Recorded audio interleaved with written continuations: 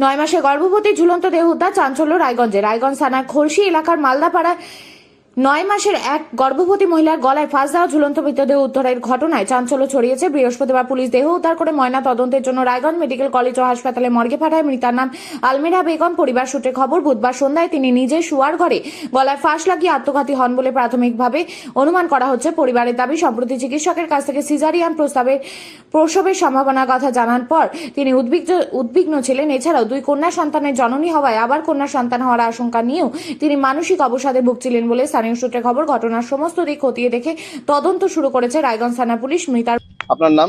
জাকির। কোথায় বাড়ি আপনাদের? খুলছি। কে মারা গেছে?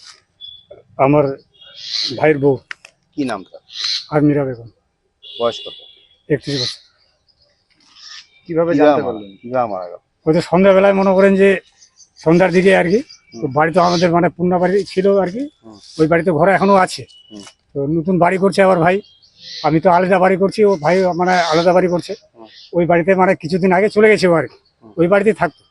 ওই বাড়ির মধ্যে ওই মা যেত আর কি, ওই চান টান করতো, আবার চলে আসতো আর কি। রাত্রেবেলা কেউ ওখানে থাকে না আর কি। তো কালকে সন্ধ্যার সময় খোঁজাখুঁজি করার পর যে এদিক সেদিক খুঁজলাম, পাওয়া গেল না। তখন আমার বউ খোঁজাখুঁজি করে ওই বাড়িতে গেল আর কি। যার পরে জানলা খুলে দেখতেছে যে ফাঁসে ঝুলতেছে আর কি, ঘরের মধ্যে।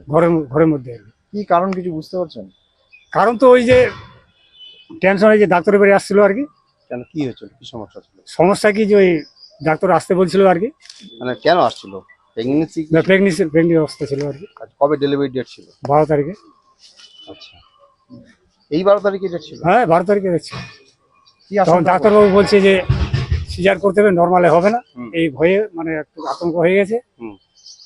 ওই জন্য হয়ে থাকতে পারে মনে হচ্ছে। তাছাড়া অন্য কোনো রাগারাগি? না না না, কোনো কিছু নেই, কোনো কিছু নেই। দিনের বেলা কিছু বুঝতে পারেনি?